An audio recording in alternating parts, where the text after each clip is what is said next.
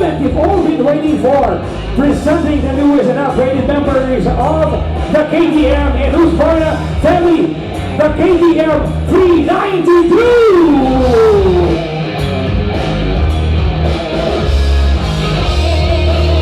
The Husqvarna 401 Svartpilen! And the Husqvarna 401 Vitpilen! All of these bikes are 309,000 pesos only. 309,000 pesos. Biglang bumuhos yung ulan. Buti na lang nagkotse tayo. So papunta tayo ng Tipsy Pig ngayon sa QC, sa Timog. Attend tayo ng launch ng bagong KTM 390 Duke. Maraming fan ng motorcycle na yan. And meron ding bagong Husqvarna bikes na ilo-launch. So kung fan kayo ng dalawang motorcycle brands na yon, panoorin niyo itong video na to.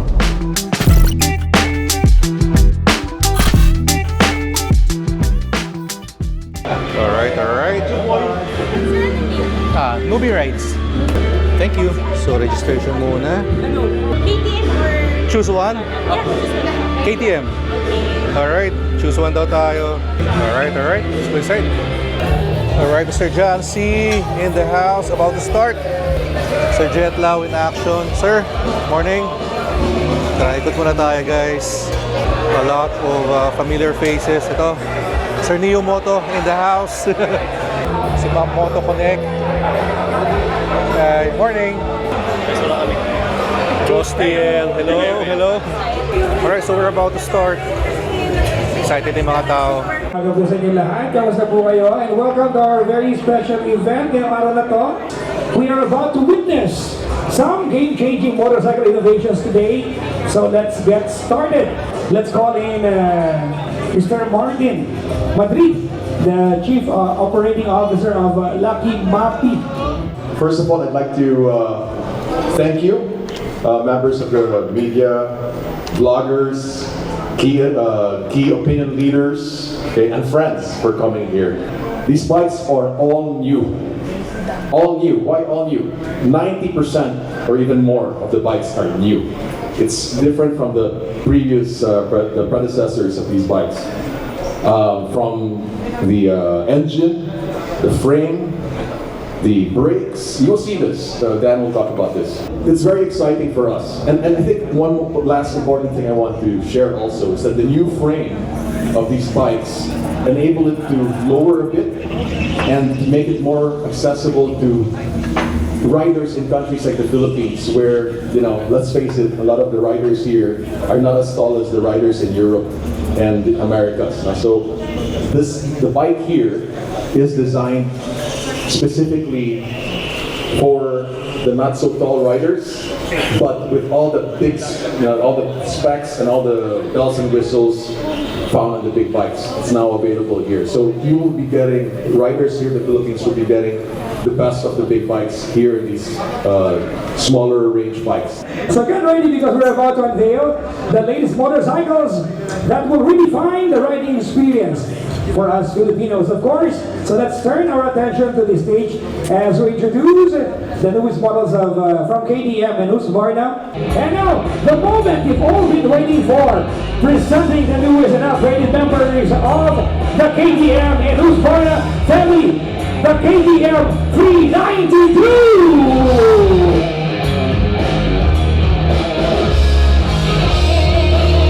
The Husqvarna 401 Svartpilen! And the Husqvarna 401 Vitpilen!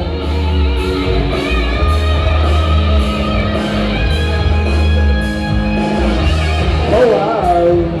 So tell us more about these incredible machines. Let's call in Mr. Daniel, Lucky Mabi's head of CRM Marketing and Dealer Development, to walk us through the key features and upgrades, sir. Magandang umaga po.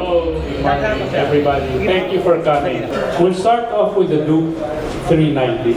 Okay, the Duke 390, as mentioned by Martin, and it goes for all the other two bikes as well. No? It's 90% new. The engine is now 398 cc as compared to 370 something previously. Now it has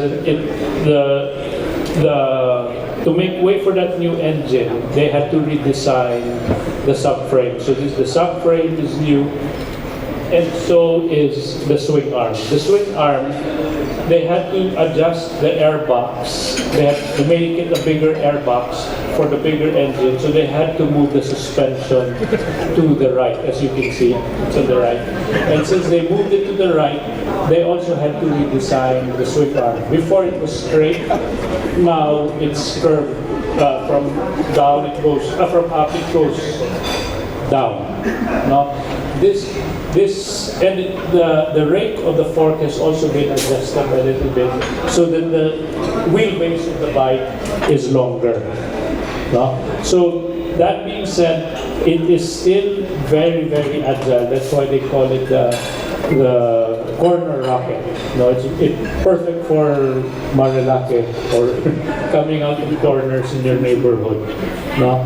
Aside from that, the suspension is also, the front is a Apex, WP Apex, and so is the rear. And now you have adjustable rebound and compression damping as compared to before na hindi. The rear naman is adjustable for rebound and preload. No? So you can really fine-tune the bike to your riding style. Speaking of fine-tuning, even the brake levers and the clutch levers are now adjustable. You can adjust the reach of it. Speaking of the brakes, before the brake disc was on the left, it is now on the right. And they did it lang for aesthetic purposes. It looks better with pictures na both brakes are on one side. That's just purely aesthetic. Okay? Whether it does something for braking, maybe not. But what you can see here is that the brakes are mounted on farther out on the rims, hindi sa hub. So this makes it lighter so that your gyroscopic mass is less, so it makes it steer better. No? That being said, speaking of mass, the exhaust is now at the bottom because to comply with the Euro specs of the exhaust, they had to add some heavy catalytic converter, and you know those precious metals are quite heavy, so they decided to keep it low at the bottom para lower center of mass, and that goes for all three bikes. All three bikes. So what I'm saying is the brakes on all three bikes are now on the right. The exhaust is now lower for all three bikes. The airbox is bigger for all three bikes. That's why the suspension on all three are moved to the right. Now, it also has 5-inch TFT with turn-by-turn navigation. You can hook this up to an app on your phone, and you can get your turn-by-turn navigation on your screen. Now, this one has the Supermoto, and I think the Vitpilen also has it, the Supermoto feature, meaning sa ABS, you can turn off the rear while the front is still active, so that you can press the brake on the rear a little bit to slide it out and continue your slide with your throttle. Before that was not available, now it is. And the nice thing about it is when you turn off the key, it will keep that setting. You don't have to remember to turn it on again. But the downside is if you want your rear ABS on, you need to turn it back on manually. But usually the guys who like sliding it always keep it off. Now all of them have a new headlight design. This one looks more like its bigger brother, the Beast, the 1390, which you will see in Makina. Yeah, you will see the 1390 in the Makina. So similar design. It's a new headlight design. Same thing with the Husqvarnas. They now have LED lights, and the daytime running light is all around. You can turn it on.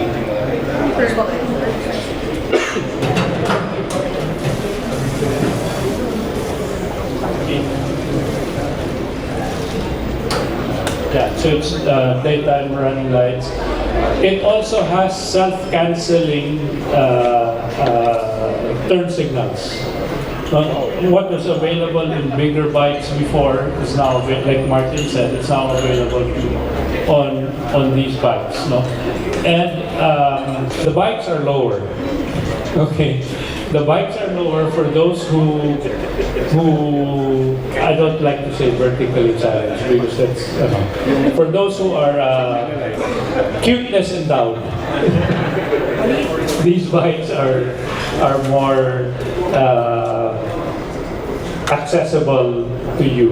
No? So there are aftermarket exhausts available. There's the Akrapovic one, which is at the bottom. It's kept at the bottom, and then there's also the Rimos, which brings it up a bit. I actually prefer the Akrapovic, which is at the bottom. One thing you will notice with the Vitpilen is the older one is clip-on bars. So you're more in a race-like position, while the new Vitpilen now has handlebars. But it's still relatively straight compared to the Svartpilen. So it's still a cafe racer type of bike. But since it's a little bit, since it's handlebars already instead of clip-ons and the seat is a bit lower, so you're a little bit more upright as compared to the old one, which is to most more comfortable. Aside from that, the tank is bigger. It's now 12 liters as compared to 9, or is it 13 and a half liters? Yeah, 13.5. It's 13 and a half liters as compared to the 9 something liters before. So it's longer than the previous one, the wheelbase. So, and the rate is also a bit, put it this way, I would ride a Svartpilen 401 before in Dumaguete. And I will always be giggling in my helmet when I ride it. Because I ride like a 20-year-old. Now, when I reach my destination, I have to park a bit far because when I take off my helmet, they will see that I'm not a 20-year-old. Pala, I'm times 2. So it was that playful, the old ones. Now, this one is still playful. It's still playful. It's just that they added a little bit more stability to it so that it's safer. So it's a little bit more rate and the wheelbase is longer. So still playful, but mature kind of playful already. You can do almost 500 kilometers on a full tank of gas, 400 something, depending on the mood of your right hand at that time. But if you're riding conservatively, almost 500 kilometers. Anything else that you guys want to know about bikes? Yes, sir. Engine components, does it share internals with the old ones? No, because it's a new engine. It's a new engine. Sir, does it come with spoke wheels? Okay, so good one. The Svartpilen comes with spoke wheels. It's like this, but this is not tubeless. It's not tubeless. It comes with an inner tube. That's easy to do naman. It's easy to convert it to tubeless. So the Svartpilen comes with spoke wheels, 17-inch front and rear with Scorpion SRT tires, which looks like it's off-road. It can probably do gravel roads at most. It can, right? Yes. While the Vitpilen comes with 17-inch tubeless with rims. Tubeless, same thing as the Duke. No? So Anything else that you would like to know about these bikes? Anyone wants to ask a question? We have a microphone ready for you guys. Hi sir, Ford po from Zig Wheels and Carmody. So sir, congratulations again Thank for you. the launching. And sir, you mentioned all these specs of these vehicles. Not all, I'm sure I missed them. Yes. So sir, I would like to delve in on the pricing of all the Okay, good. vehicles. I was going to save that for last, but since you asked it, all of these bikes are 309,000 pesos only. 309,000 pesos. So I think 309,000 for a 400cc motorcycle, to me that's a very good deal. A short question. It used to be we have assembly plant in Laguna. Yes. Do we still have local assembly plant here, or are they all imported? Okay, so Lucky Mapping is the distributor of these bikes. You know? And when we order the bikes from KTM Austria, and Austria will determine where these bikes come from. No? So just to let you know, the Svart and Vitpilens are made here. Yes. We still have a plan. Kami is a KTM factory. So Parts won't be really an issue because that's the worry when the issue started with KTM. well, parts shouldn't have been an issue, and we are slowly working to not make it an issue anymore. It was just more of a communication and logistics problem before. It wasn't really a parts issue. Again, a communication and logistics issue, which we believe we have been successful in ironing out, although slowly. No?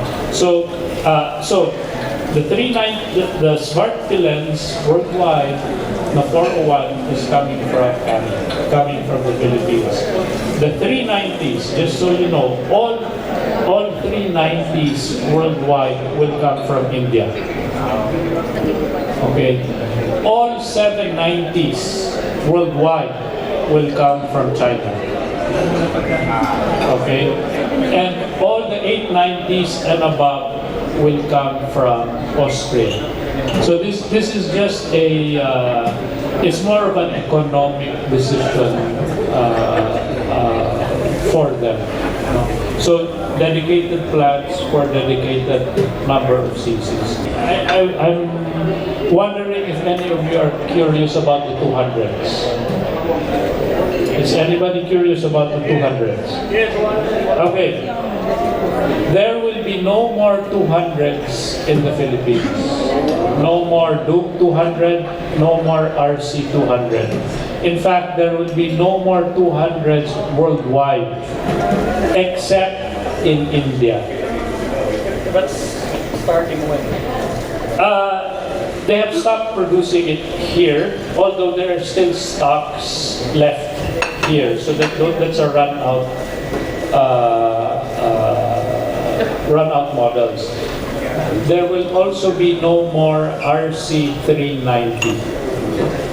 Okay, so we still have some stocks of the RC 390, and it comes at a very good price. No, so the RC 390, the RC 200, and the Duke 200 is priced close to the sale that. Do we have it? The prices? The 200 Duke and the 200 RC and RC 390s, although they will no longer be manufactured by KTM, they will still be supported, and we still have the parts. We're still going to be servicing them, for the next few years. So owners of these bikes don't have to worry; they'll still be supported by our dealer network. Parts for the 200s will still be available. Service will still be available. In fact, it will be available for as long as your bike is alive. The Duke 200 is at 129,000. You can still buy this in the KTM dealers. The RC 200 is still at 129,000. And the RC 390 is at 215,000 pesos.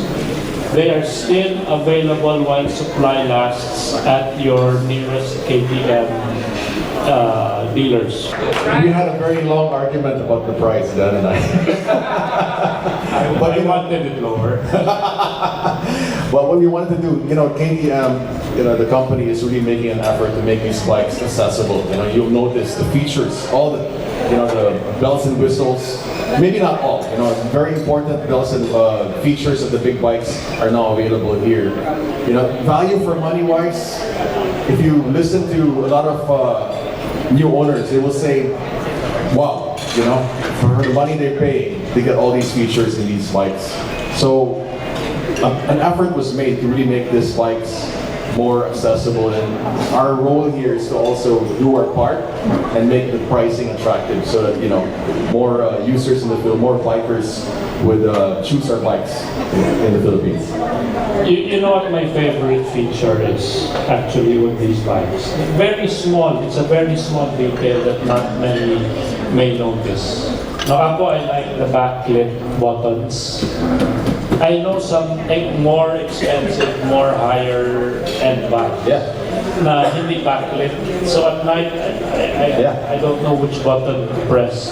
But this one, for this kind of price and this kind of machine, imagine a backlit button. So that means they're really paying attention to the smallest detail. So, yes sir. Can you sit on the bike? Can I sit on the bike?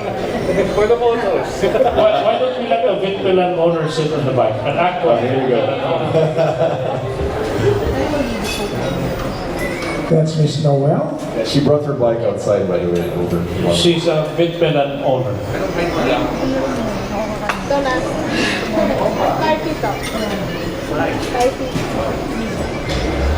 So for the record, Miss Noel is 5 feet tall at above. Ready? Smile mo, ma'am. I think the original heights used to be 835 millimeters. It's now reduced to 820 because of the new frame. So it's lower by 15 millimeters. Boss Martin, are all 3 models available starting today? Yeah, there are. Place an order, you get it. Yeah, so as Dan mentioned, these bikes are assembled in Kami. So we have access to these bikes in our inventory. So when you make this order or dealer number, you can get the bikes. I'm assuming that in the press kits, all the addresses of the dealers are available. So we would actually appreciate it if you can include it in your press releases, the addresses of our new dealers. Not new dealers, but the dealers. Sir, yung displacement sa CR, certificate of registration, 400 naman ang It is going to be highway legal, yes. Okay. Yes. I think that's your question, right? Yes. It is highway legal. Just like the old one, which was 370 something cc, was highway legal as well. So this is even way more legal than legal. Yeah, there's an increase in horsepower. There is an increase in horsepower. Not substantial, but there is. The torque definitely is higher than the torque. Both horsepower and torque are higher than previous. Any other question? Hi. Yes. Hi. Yes. My name is Tess, and congratulations on your launch. I love the new bikes. I love the new price. I'm just gonna ask, I'm curious, is there gonna be any launch for the 400 Adventure anytime soon? You mean the 390? Yes. 390 Adventure. Thank you. I think some people here already know, like Maki over there. Yes, in the Makina, you'll see the full range of the 390 displayed there. And we'll bring it in probably in the same month. It'll be available in all our dealer networks. So there's new 390s, no? There will be no more RC390. That will be replaced by the 390S and CR. That's a motor. No? There will be the 390 Adventure X, which will replace the current 390 Adventure. 19-inch wheels, 17 at the back, cast wheels. Then there will be the 390 Adventure R, which will, as you've seen, rally model with the 21-inch spoke wheels and 18 at the back. And the last is the 390 Enduro R. This is just the first of the many noise that we will be making. Yeah, so today is about street bikes. So for street bikes, these are our babies that we want to launch here in the Philippines. I think there's a lot of potential for this. I think a lot of riders, when they start test riding this, they will see, wow, these bikes are really amazing. That's all they need to do. Take a picture, take a selfie of themselves, post it on their social media. We want to thank everyone for being a part of this exciting moment for KTM and Husqvarna Philippines. Alright, looks very promising itong mga bagong release from KTM and Husqvarna. Sir, congratulations! Thank you. On a successful launch. Thank you for coming. Alright, so big thanks again to KTM and Husqvarna for the invite. Really excited to test ride and review your new bikes. Ito pala guys yung mga old stock. RC200, Duke 200, RC390. Ito pang motocross, no? Alright, so maraming salamat sa mga nag-join sa atin today. Sana nag-enjoy kayo sa content natin. So kita-kits tayo sa next one. Ingat kayo lahat palagi. Always ride safe. Peace out.